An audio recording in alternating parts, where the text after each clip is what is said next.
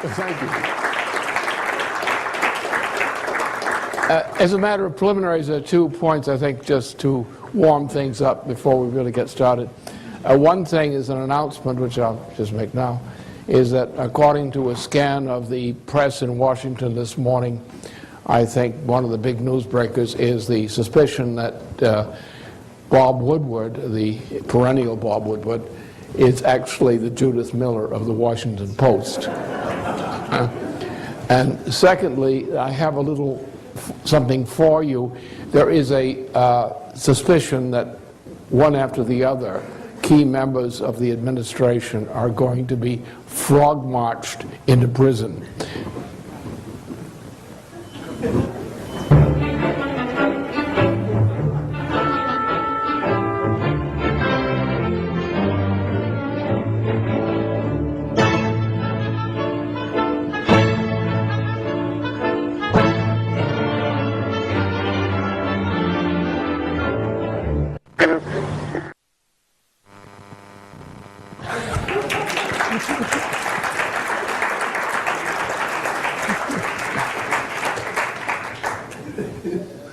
We are at a very interesting point. We've had, in the recent period, a very important victory, but it's a victory in a battle, or a series of battles. It is not a victory yet in the war.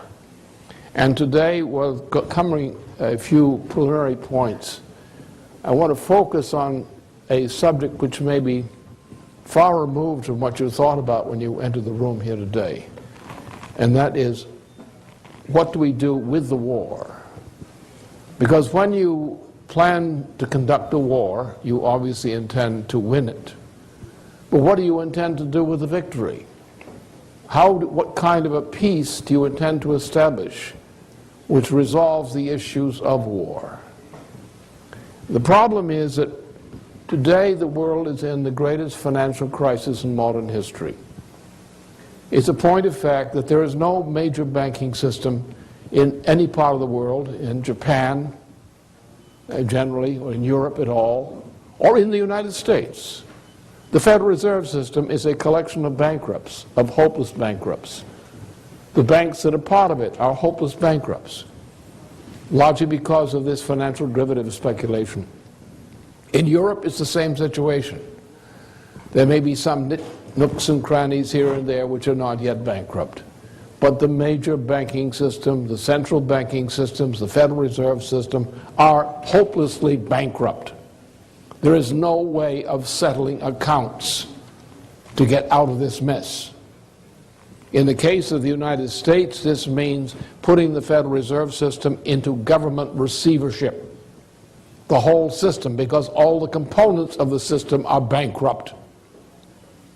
And therefore, the only thing that can be done is for the federal government to take the Federal Reserve System itself into bankruptcy for reorganization, in order to ensure that essential functions of finance are continued, that businesses don't close up, that pensions are paid, and so forth and so on.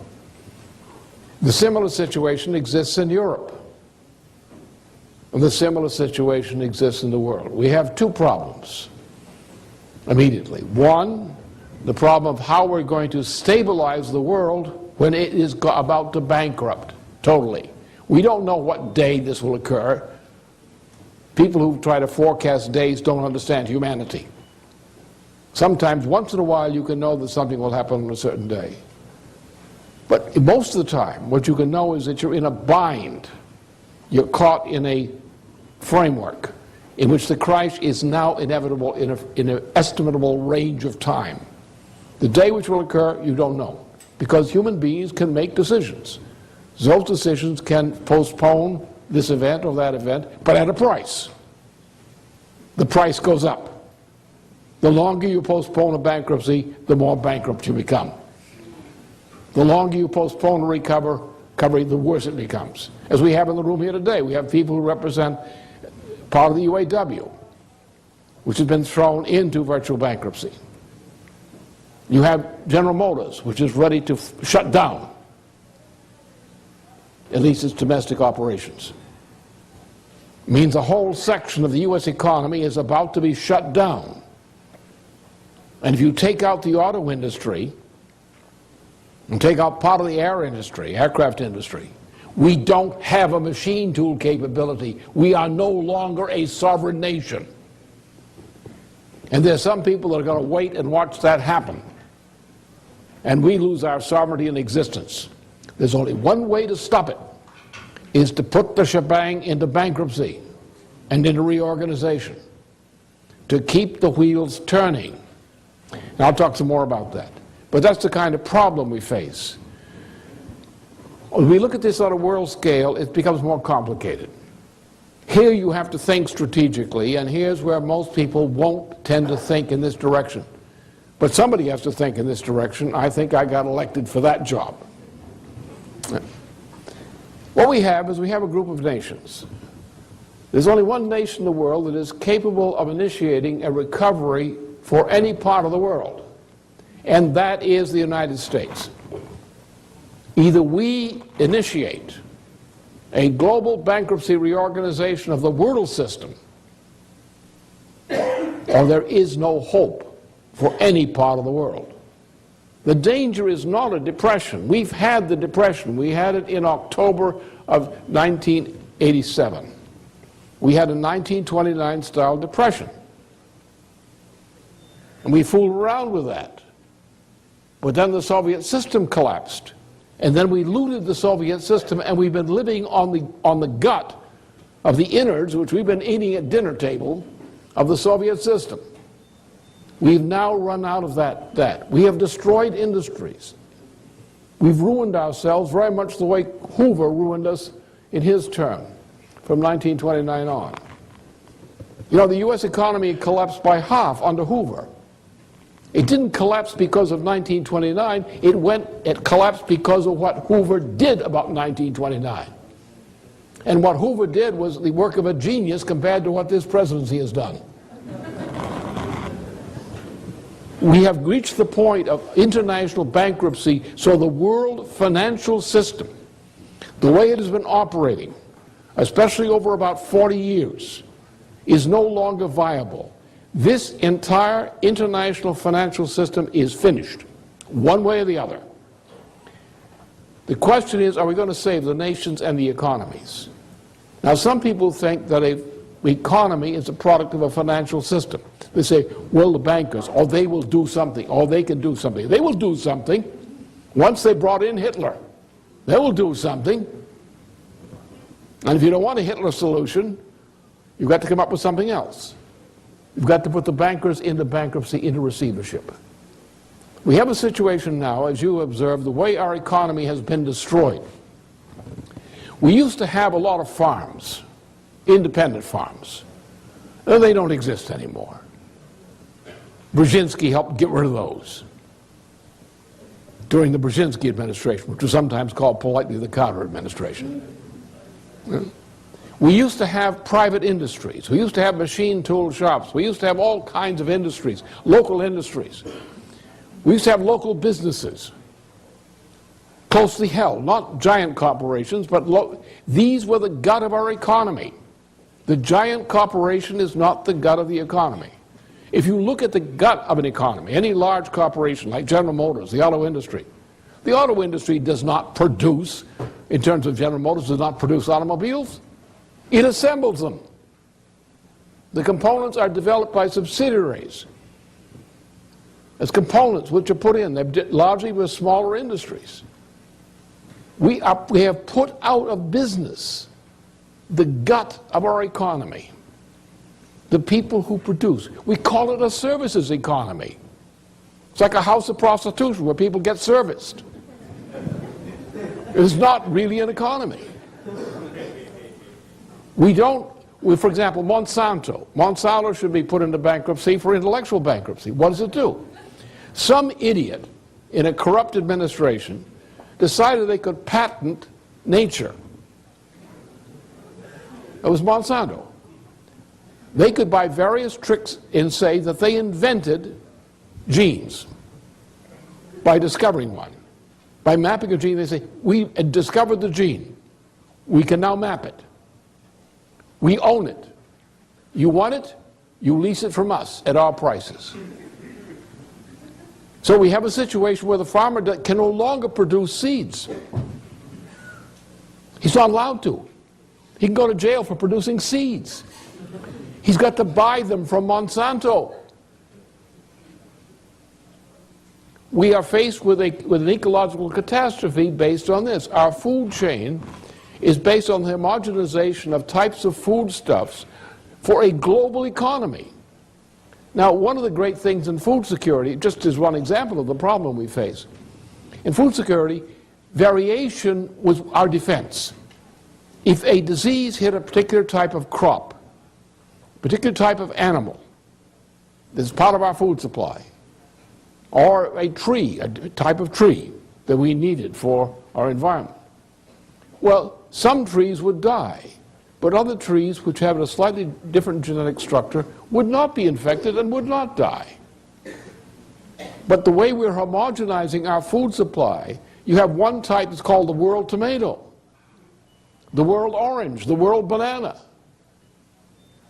And a simple catastrophe, genetic catastrophe in the form of a disease, could wipe out that whole supply. This is what Monsanto has done to us. The monopoly is not only the United States, they've done it to Brazil, they've done it to other countries on this planet.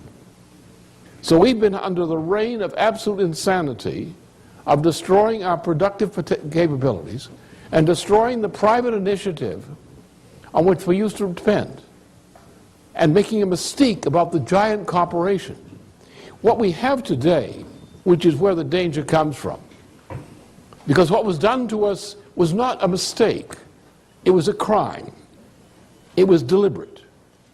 What has been done to us since the reign of Henry Kissinger and Brzezinski back in the 1950s is we have been destroyed systematically, beginning with 1971-72 with the destruction of our fixed exchange rate system, monetary system. And piece by piece, every part of our economy that made us independent, or the economies of other nations, has been destroyed. It's been destroyed by environmentalism, by globalization, by methods of the type I just described to you. We no longer have a residue of private businesses, private entrepreneurships as being the gut of employment and the gut of production in our economy, or any other part of the world to speak of. What we have is giant corporations. These giant corporations are not actually producers. They're slave owners. They're controlled by international financier interests, which do not belong in the United States. Most of these entities that are powerful have no loyalty to the United States or to any government. We have been globalized. We have been internationalized.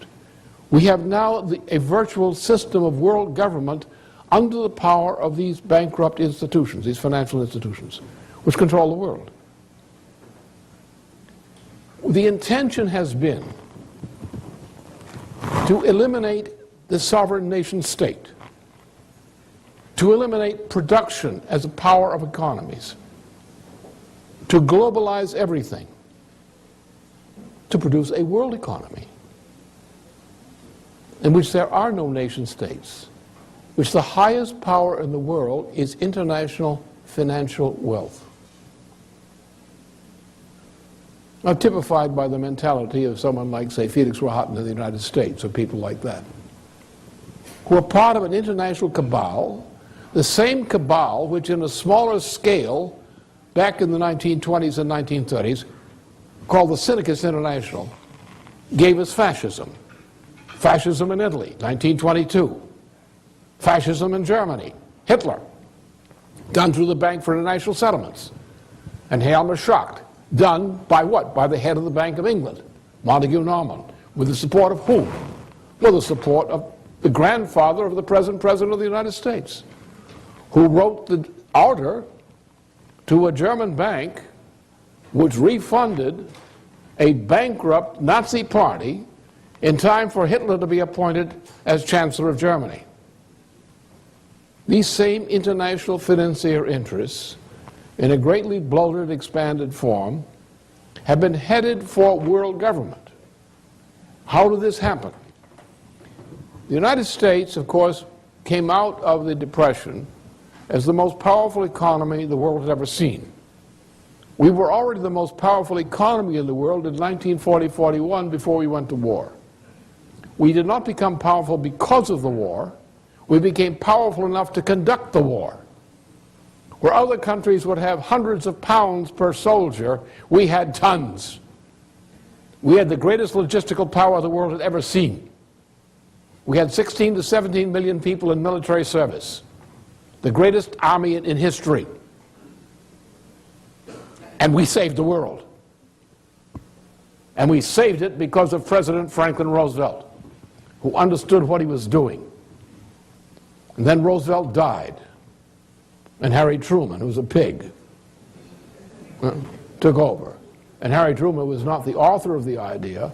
Harry Truman was the guy who worked for the guys who did give the orders, including the people who owned Winston Churchill. We were headed for World War III before World War II ended. Winston Churchill, for example, wanted to go to war against the Soviet Union while we were still fighting Hitler. And Roosevelt died, and that sort of succeeded. We had 2 nuclear weapons which had not been approved because we hadn't run the test yet on the one. We had 3 nuclear weapons, 1 for testing, and 2 were prototypes. They were not production line weapons, they were prototypes. One was a uranium bomb. The other was a plutonium bomb, 1 of each. The original intention had been to use one of these on Berlin. But before we had the job ready, Germany surrendered.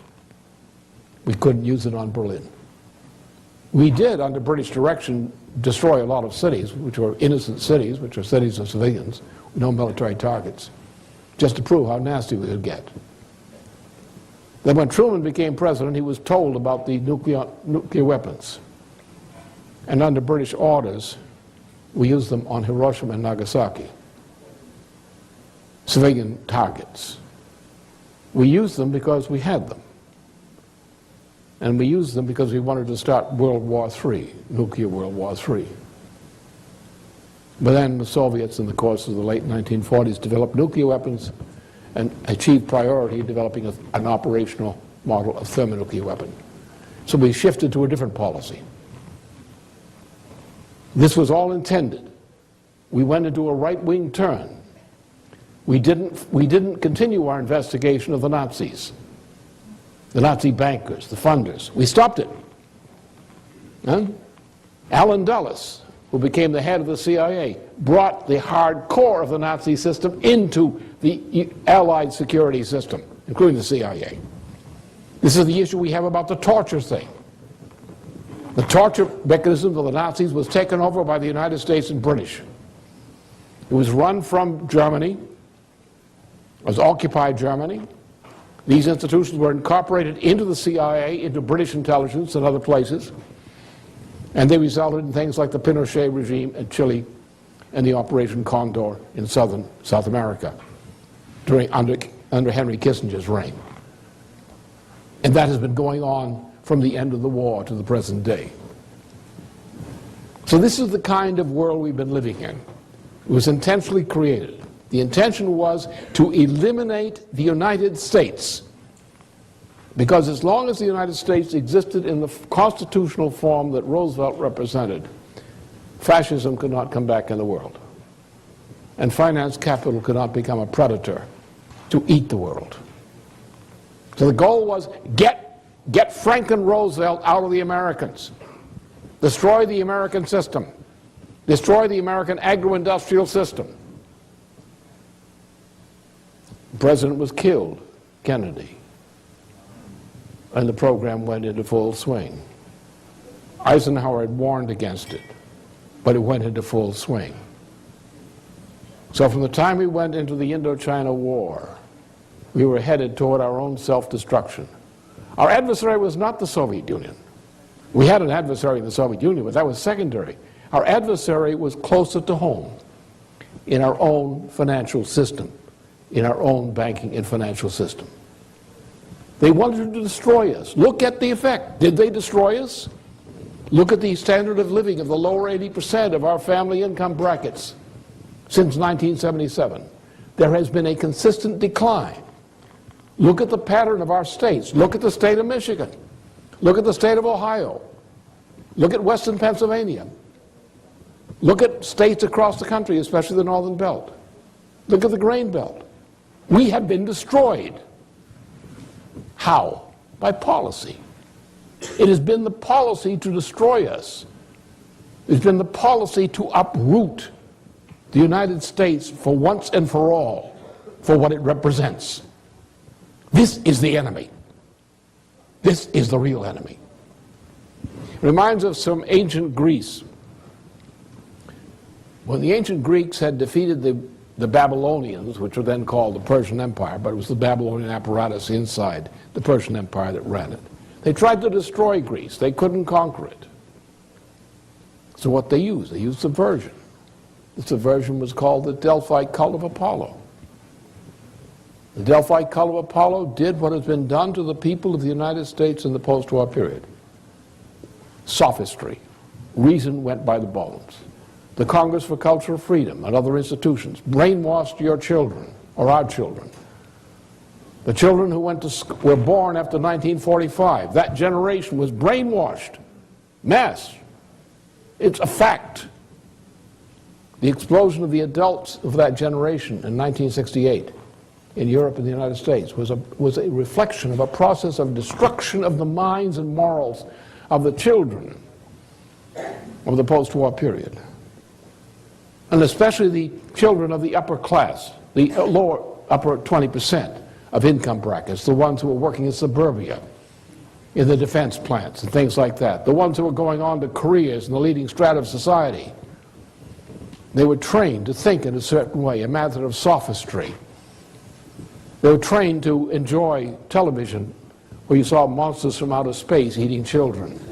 This was your entertainment for the little kiddies huddled around the big eye. Our educational system in the late 1950s, we destroyed our educational system by introducing the new math and other kinds of innovations.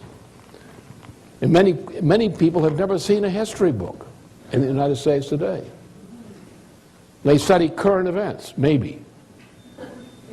They don't really know anything, but they can pass the test because the test doesn't test them for anything.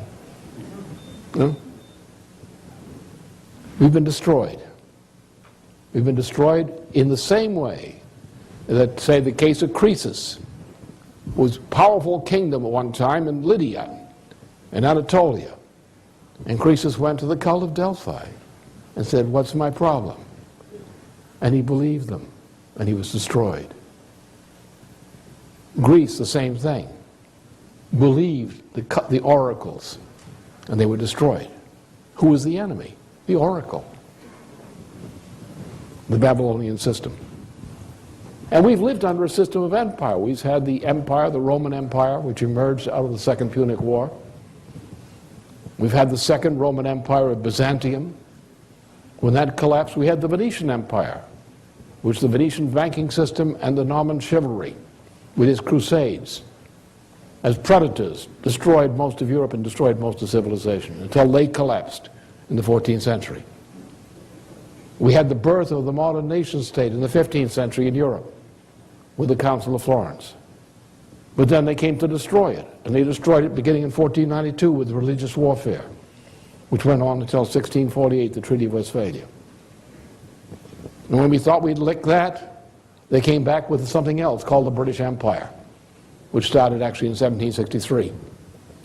And the British Empire, or the Anglo-Dutch liberal system, as it's otherwise called, or the Venetian Party, has dominated the world since that time, except for one little republic, which became a giant, the United States. Everything good that has happened on this planet of any significance has come from the United States. For example, once we defeated slavery, which was a British thing stuck into us to try to destroy us, from the 1820s until the Civil War. Once we defeated that, we went away from a free trade system back to a protectionist system of the American system. We became a great power. And by 1876, at our centennial celebration in Philadelphia, we were acknowledged as a great power. And then Bismarck's Germany in 1877, 1878, adopted the American system as an industrial model, complete with a social welfare system, which is being destroyed only today. Russia, the great scientist Mendeleev was at Philadelphia, went back to Alexander III, and they launched the great industrialization inside Russia, including the Trans-Siberian Railroad. Japan, 1877, from the United States, became an industrial nation and on the road to the power that Japan represents today. China, later on, in the struggle for New China, was a reflection of the same thing under Sun Yat-sen. All the great things happened. And then the British Empire started a war, starting in 1890, 1888-90. Bismarck was overthrown, which opened the gates for warfare. The president of France was murdered to open the gates for warfare. Various things of the same type happened. Japan was urged to betray the United States and to launch the first war against China in 1894-95. And that led to Pearl Harbor, because the British in the early 1920s had made a treaty with Japan for naval warfare against the United States. The plan includes the plan for an attack on Pearl Harbor. Later, the British and the Japanese divided opinion because of Churchill on this question. But Japan came on and carried out the plan for the attack on Pearl Harbor. And we had people in our own country that covered up the fact that that attack was coming, which is a famous trial of Billy Mitchell, where he proposed to develop carrier aircraft to deal with what we knew in our military intelligence was the plan of Japan and Britain for an attack by British and Japanese naval forces against the United States. History changed things. The British came to us to rescue them later on. But in the meantime, Japan continued the policy and attacked us at Pearl Harbor, according to their early agreement with the British. The policy was to destroy us, not because we were that good. We were never quite that good. We had some pretty bad presidents, you know, and some pretty rotten people here and there, and some rotten practices. But the character of our nation, the conception of our nation as a state, was a product of the best thinking of all European civilization. People from Europe built up this United States of ours because they wanted a bastion which would become a model for them, would set a precedent for them to secure the same kind of freedom we had, the same kind of system we represented. And those who represent this idea of financial empire or a worldwide services economy, which is the same thing as slavery, have been determined to destroy this United States by one way or the other. If they couldn't take us on by direct attack, they would corrupt us from inside. And the great destruction of the United States has come from the inside, not from external enemies. We could defeat any external enemy unless we destroyed ourselves inside first. And that's been the case for the United States ever since Lincoln's victory over the Confederacy and getting rid of Maximilian in Mexico. And that's the problem we have to understand. Now, that being the case, we have a mission. We have a historic mission, which goes back much earlier than the 18th century, much earlier than the 1763 process where we began to fight and struggle for our liberty. Our mission is to bring forth in this planet a kind of society, a society of sovereign nation states, which is a durable form of life for humanity for generations yet to come. We're now at the point where, as the financier powers, which have brought upon us this latest disaster, and who are behind these poor fools, this poor idiot Bush, the president, and this poor depraved criminal Cheney, are being used as tools against us. And the question is, how do we, and we now have good signs. We have the signs that our institutions are working. The Congress, the Senate has shown that it works. The system works, but apart from its imperfections. It works nonetheless. And that is a good system, which absorbs imperfections and yet functions to perform its mission. And our institutions are well designed when they are used properly. We have now won a victory. We have, in a sense, recaptured our country. Since the summer of last year, we have now, when we were converted, even this Democratic Party, to the anti-Roosevelt Party, we have now swung back in large degree to the memory of FDR and to what he represented, and an attitude of we can do it again. It's not perfect, but the Senate has shown, and other institutions have responded, that in this country there's still the potential to rebuild and recapture this country for what it represents. And a lot of good things have happened, including the beginning of the Frog March. All right, now, but then beyond that, we have this larger issue. We cannot live as the United States today, isolated in a world that's disintegrating. Therefore, we have to think about what kind of a world system is required. Not because we impose it, like George Bush's conception of democracy, but because other nations which may or may not agree with us on many things know that it is wisdom on their part to cooperate with us to build this kind of a world system. Now, we're talking of a world system, we're talking about, first of all, the Americas and Europe. The states of the Americas are, for various reasons, particularly since the developments which occurred in them, in South and Central America, after Lincoln's victory, they became more and more oriented to the North American system. And what you will find that is generally good in these republics are constitutional related legacies which reflect the system of the United States, as in Mexico, as in our other countries of the hemisphere. So if we do the right thing, we will have not too much difficulty in finding a policy, we say, with a president like President Kirchner of Argentina and others. We will have no difficulty in rebuilding the system of the Americas, of sovereign states of the Americas. That will not be a big challenge. We have implicitly the potential with Europe. Now, Europe is a little more complicated. It's complicated because of the British are in it, primarily, and because the French have been taken over by it so many times, especially beginning with Napoleon Bonaparte and the French Revolution. As a matter of fact, because of this, essentially from the time that we won the Civil War, the time of the 1876 centennial of our victory, our freedom, Germany has been the key recurrent pivot of U.S. international policy outside the hemisphere. The example of that was the case of Bismarck's adoption of the American system of industrialization, which revolutionized Germany and put an American social welfare system into Germany, together with a process of industrialization and protectionism.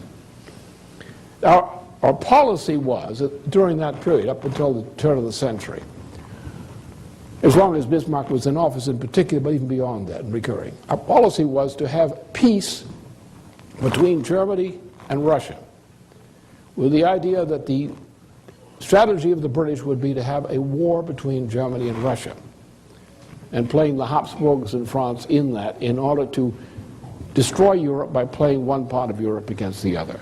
Our policy, from the time approximately of John Quincy Adams, was to avoid, to act to prevent a war between Russia and Germany, and to hopefully bring France, the France of Lafayette, for example, there were efforts in that direction, to bring France into cooperation with Germany, so you would have a Russia, Germany, France axis in Europe, which would be an axis of power against the British, and which would adopt the evidence of the American system as the model they would use. Because Russia had adopted that in the late part of the last century, of the 19th century. They had adopted the American system under Alexander III. Nicholas II was a different proposition, but Alexander III, yes. Alexander II was an ally of the United States against the British in the case of the Confederacy. So we had friends there in Russia. We had friends in Germany. We had potential friends in France if we could get rid of this Napoleon business out of the way, which is still a problem to the present day. And therefore, as de Gaulle attempted to do in his deal with Adenauer, to try to get partnership between France and Germany on an equitable basis for partnership between Eastern and Western Europe based on the Russia-Germany peace, a peaceful cooperation. Today we have a much larger scope, including that one, to deal with. Today we have Eurasia. And I come to Africa again, which I've mentioned many times, but Eurasia. The countries of China, India, and so forth are in a sense entering modern conditions. Not really, though. China is not going to replace the United States. India is not going to replace the United States. 70% of the population of India lives in desperate conditions, and in many respects, worsening conditions. So you cannot call the Indian economy a successful model, because it depends upon selling its products abroad at prices which leave 70% of its population in destitution comparable to slavery. That is not a growing power. As a matter of fact, the most recent national election in India, you had a Prime Minister of India, Vajpayee, who was a capable Prime Minister, but he lost re-election because of revolt among the poor people against the negligence of the Prime Minister's party on the issue of the welfare of the lower 70% of the population of India, who demand something better than being neglected. In China, you have a different situation, but a comparable one. China depends for its export market on using cheap labor, Chinese cheap labor. Now, China's labor is no cheaper really than our labor, except the difference is in our country, we have a social welfare system. We pay pensions. We maintain a structure, a social structure, to support the entire population. Now, China intends to do that. But China cannot meet that burden of developing its own internal population, its poor, without raising its prices to get fair prices on the world market, which means China's role, twofold, has two problems. First of all, if the U.S. market collapses, where's China? It goes into a spiral of collapse. If the U.S. market collapses, where does India go? Where does Europe go? Where does India go if Europe and the United States both collapse? So you're looking at a world which is in danger. And it's in danger because of free trade. You cannot maintain this planet as a safe place to live while you maintain free trade and allow globalization. You must have an American-style protectionist system in which we have trade barriers, which set up protection so that goods are not produced below the true cost of their production. And the true cost of production is the cost of maintaining the population as a whole, which produces that wealth. Which means pensions, it means social welfare systems, educational systems, healthcare systems. It means infrastructure in general. Now, of an economy in general, 50% of any modern economy is an investment in infrastructure. These are investments which run with a lifespan of 25 to 50 years.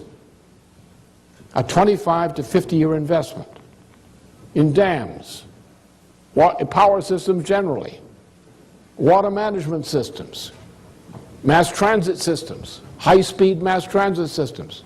Not all these trucks trying to crowd highways and turning superhighways into parking lots at rush hour time. But a real system. Power systems which provide adequate power at the densities we require. Maintenance of our area, so we maintain our environment, maintain our forests, we maintain the protective biological structure of our nation. It costs money, it costs effort, and we have to treat this effort as part of the cost of production. Pensions are part of the cost of production. To provide for the aged is part of the cost of production, because the aged and the young are part of a system, just like children are part of the system. They may not be working, they may not be employed, but they're an essential part of the system. And you have to pay for the system. You have to maintain the system physically, materially. It's called the American system, the protectionist system, which we understood better after the experience of the Depression and the experience of the successes under Franklin Roosevelt. The world needs a Franklin Roosevelt system. Now, to have that kind of a system, which means that about half of your total investment in international trade is about half of that is in long-term investment, either in basic economic infrastructure like dam systems, power systems, water systems, whatnot, education systems, healthcare systems, but also in high technology, which means capital-intensive technology in agriculture and industry. These also are long-term investments. Usually 10, 15, 25 years too. In good machine tools, lasts for a long time. It's adapted to many new things. But it's an investment you must have, and you must maintain it. So therefore, that means that you have to have a fixed exchange rate system. You must fix the prices of currencies among each other in a fixed way, so that you don't have fluctuations in prices and rates and costs on investment. In that way you can have stable agreements, because what? Where are we going to get the capital to rebuild this world economy? The banks are bankrupt. Where are you going to borrow the money? There are no banking systems that can provide the financial capital for recovery. It doesn't exist. These banks are bankrupt. Where does the money come from? It comes from the creation of credit by governments in a regulated system. The creation of credit by governments for the purposes of long-term loans at fixed prices for investments in infrastructure and for providing investments for capital investments in useful industry and agriculture. These loans, which are what? At 1 to 2% interest, simple interest, over the long term, run through a banking system which is coordinated by the government as a national banking system, private banks participating in a system coordinated by government, get this credit out the way we used war production credit during World War II. You get the credit out for what are declared to be purposes of national interest. The first thing is to try to bring the level of population in production up to the level that you're above break-even. Now, if you're operating above break-even, current break-even, you're not in bad condition. Therefore, get above break-even. Once you're above break-even, now you bring into play technological progress, which will increase the productive powers of labor or the quality of product. Now you get real growth. And the next generation will be better off than the present one. And so forth and so on. That's the American system at its best. Now, we had the basis for that at the end of the war. The basis was provided by the leadership of Franklin Roosevelt, what became known as the Bretton Woods system, which was destroyed by the friends of Kissinger and Schultz in 1971-72 under Nixon, but was in the process of being destroyed even before then, because of the Vietnam War helped to do that. So therefore we destroyed the system. We went to a floating exchange rate system. We destroyed the world economy by a floating exchange rate system.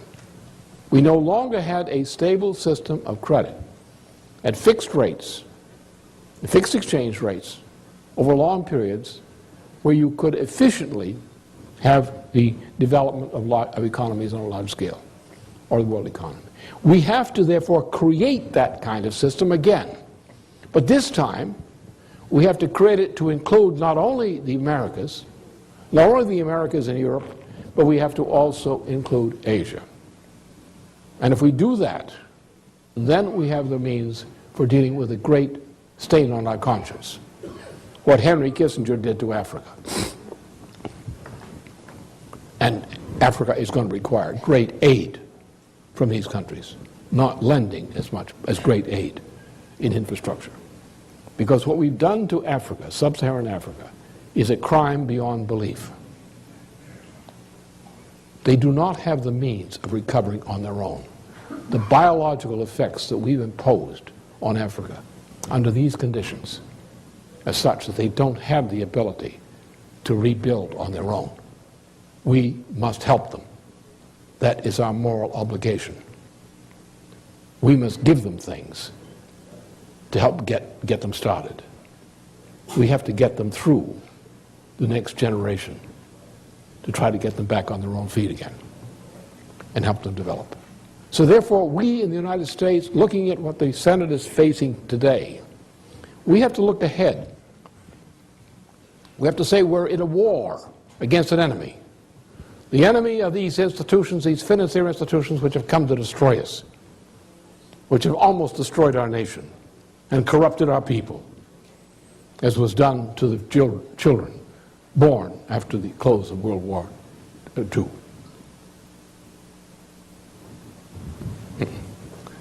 That's the first thing.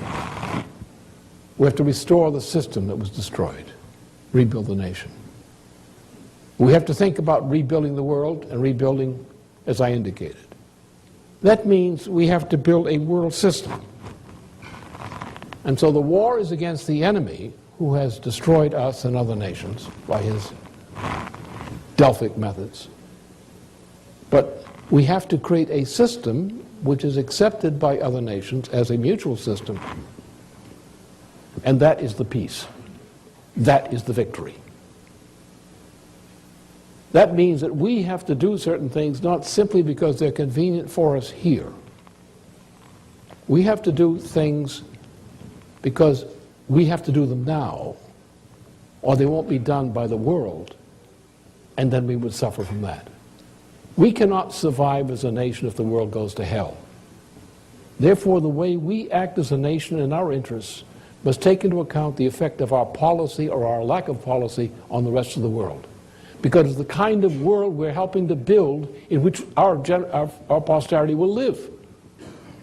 And we have to think about the peace for our posterity, a world in which they can live for generations to come. And we have to build that kind of system. Our constitutional system contains that potential. No other nation on this planet has that potential that we have. Therefore, we have to use what we are. We have to use our heritage for that purpose. This means, of course, that the planet is getting smaller. Not really, but it's smaller in terms of human action and the size of human population. This is particularly evident to us in Asia, where the great part of the whole world's population is now located in Asia. Now, we can't maintain the world the way we've been running it now, up to now. We have to develop new kinds of resources, new technologies, new sciences, new branches of science. We have to engage in a policy of continuing scientific revolution and technological progress. This relies upon what? It relies on three things. First of all, the quality of development, intellectual development of our population, including our young. Educational systems. Presently, they stink. We have a youth movement going, and the youth movement is struggling with almost no means, but it's doing a better job than the universities are in terms of actual knowledge. We can do it. All right. We need a new educational system, an education for reality, an education for science, not this gobbledygook we get for services economy nonsense. Bend over, I'll service you. Huh?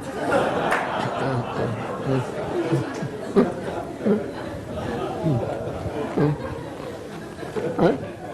We need the application, a technological orientation of entrepreneurship. Because the way you get things done is if you have to understand the human mind. Some people know how to destroy the human mind, but they don't know how it works. They just don't like it. Let's destroy it, destroy it.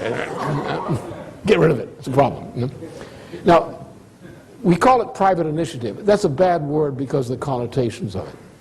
But in point of fact, any discovery or rediscovery or development of a discovery occurs primarily within an individual mind as a sovereign act of an individual personality. And in society is a system of cooperation among sovereign individual personalities. Someone gets an idea, it spills over to someone else, they cooperate and so forth, and things happen.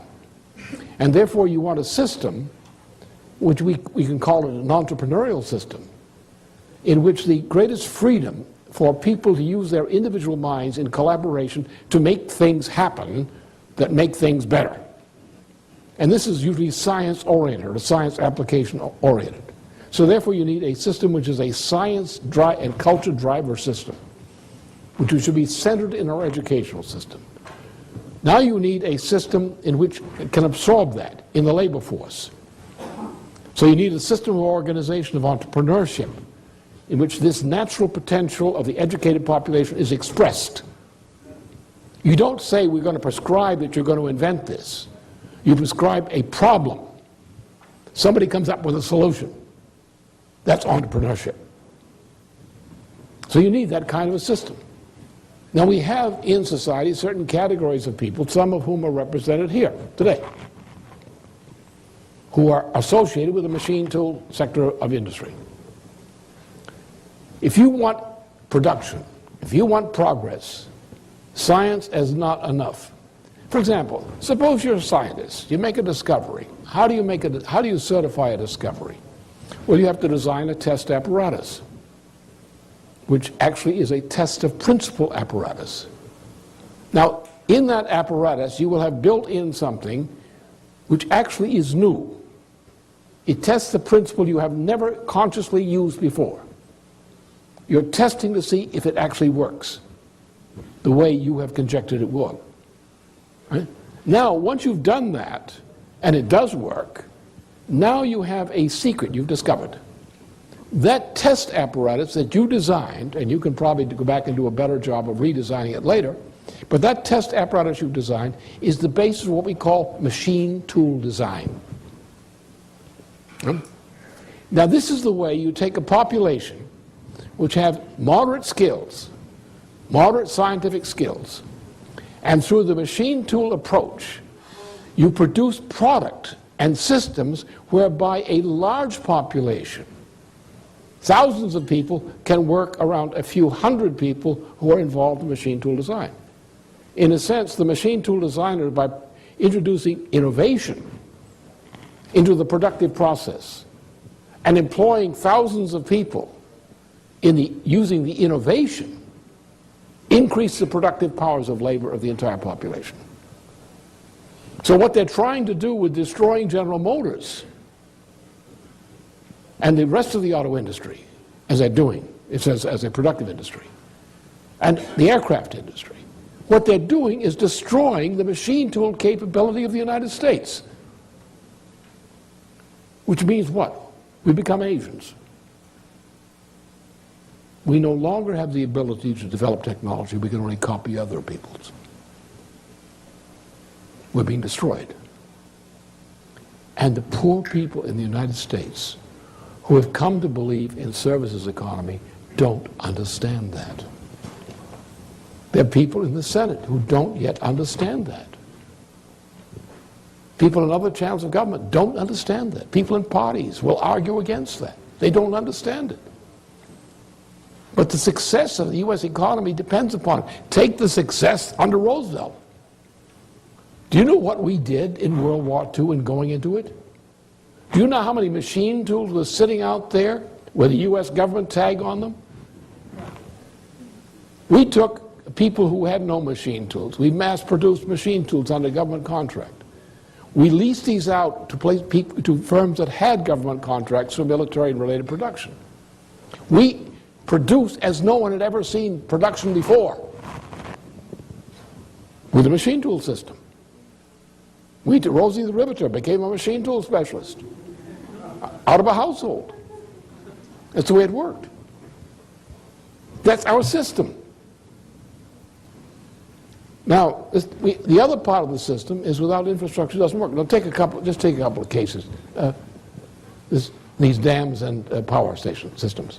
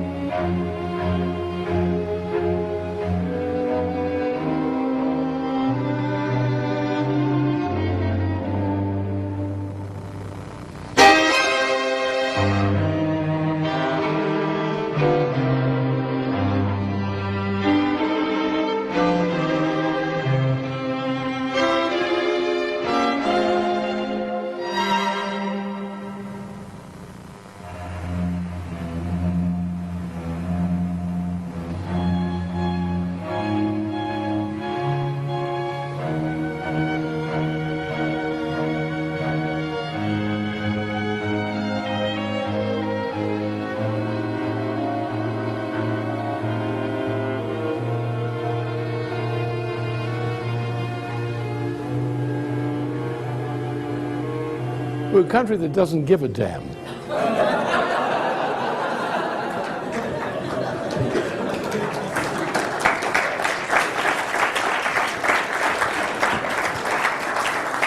I'll take the power systems.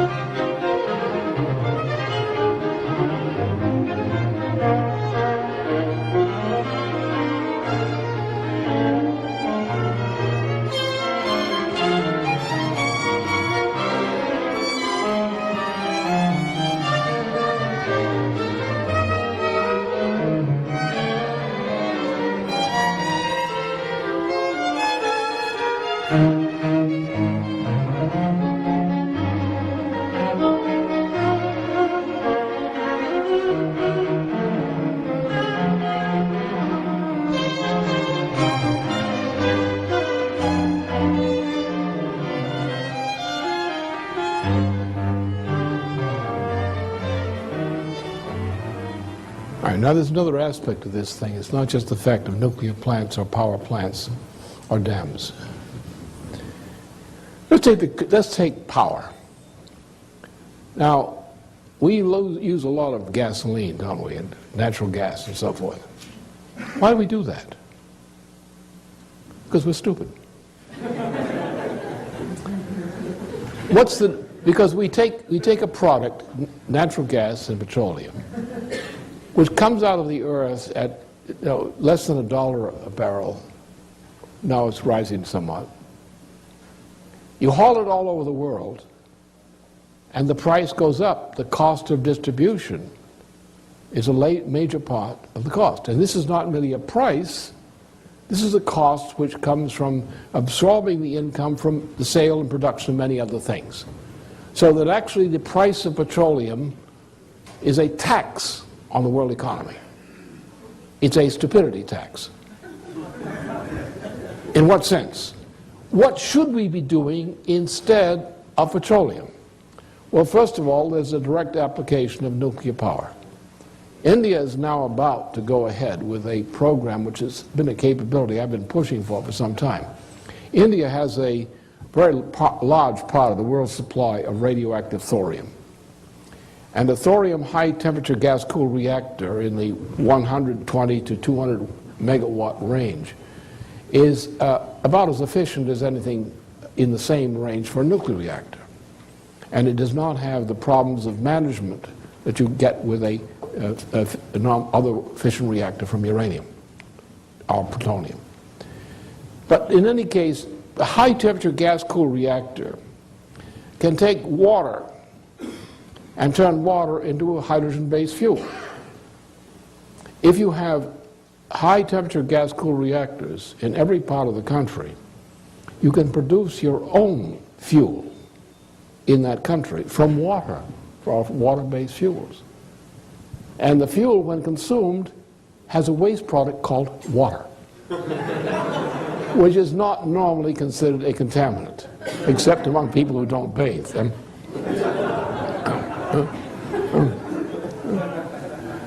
So therefore, now the idea of energy is also a stupid idea. It was invented by some idiots in the 19th century who didn't like the idea of power. Energy is an effect. It is not an entity. It's an effect. You get burned. That's an effect. You want to call it energy? Okay, blame energy. You sit out in the sun too long, you get cooked. That's energy. But power is a means by which you engage in a transformation of something from a lower state to a higher state. From a lower state of potential to a higher state of potential. Now when we develop power sources, and power sources per capita and per square kilometer, we increase the potential to increase wealth per capita, and so forth. We can raise the standard of living. So why should we haul and stink up the atmosphere by hauling all this stupid fuel all around the world? What will we do with this petroleum? Well, petroleum is very useful for the plastics industry. We make plastics out of petroleum. It's a base for that, a product base. So use it. Where do you make your plastics? Well, make them in Saudi Arabia, for example.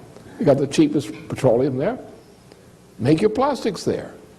If you're going to ship something, the value per ton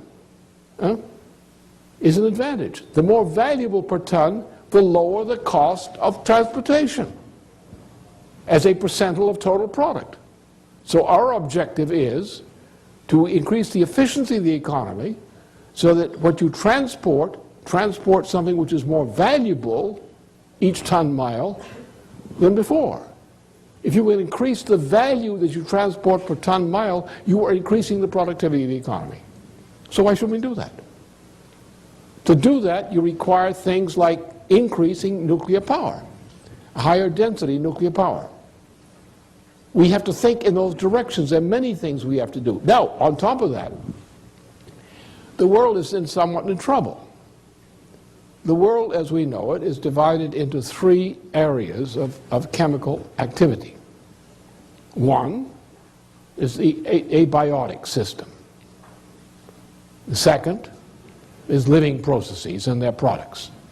The third is human intellectual activity and its products, which is a growing percentile of the total fossil accumulation of the planet.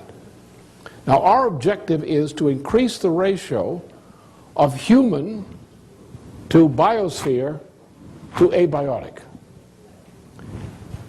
Now, what we depend upon when we mine for minerals, we don't go into the core of the earth to get our minerals. We go into the fossil area of the earth, which is called the biosphere. This is, for example, what is a fossil? Well, the atmosphere is a fossil. The atmosphere was produced by living processes. Water is a fossil. It is produced by living processes.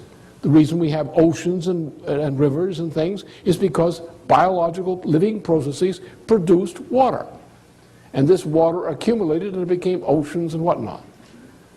The living processes produced the atmosphere. The atmosphere we have, the carbon dioxide. Plants love carbon dioxide. Carbon dioxide is not a pollutant.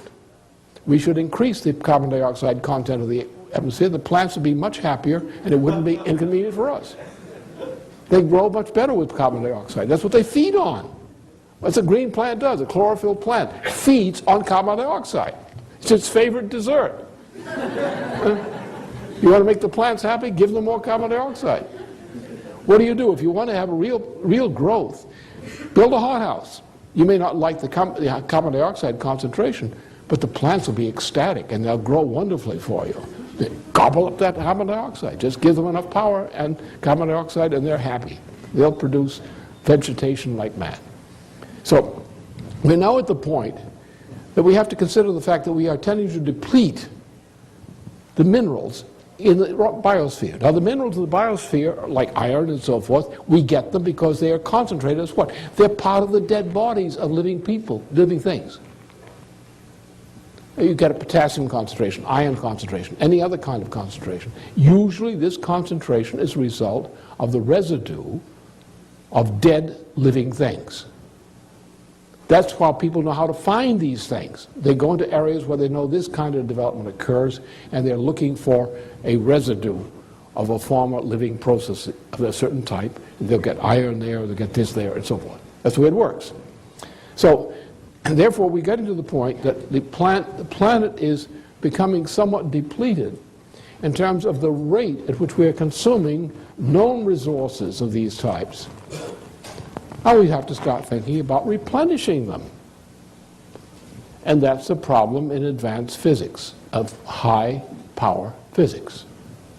So therefore the economy of the world is going to have to change and shift from a low power density economy to a high power density economy so that we can manage the planet with new technologies where we no longer simply go down there and grab raw materials which are left over from dead living things millions of years ago, but now we're capable of regenerating something rather than simply using it up. We're going to that kind of economy. Therefore, we have to go to a high power economy, a high technology, high power economy. We have to go from a cheap labor economy to a machine tool economy. That's the direction we have to take. We have to think about a world system which respects the fact of the nation state, maintains it. Don't try to globalize the world. No more globalization. Cheney's already too fat.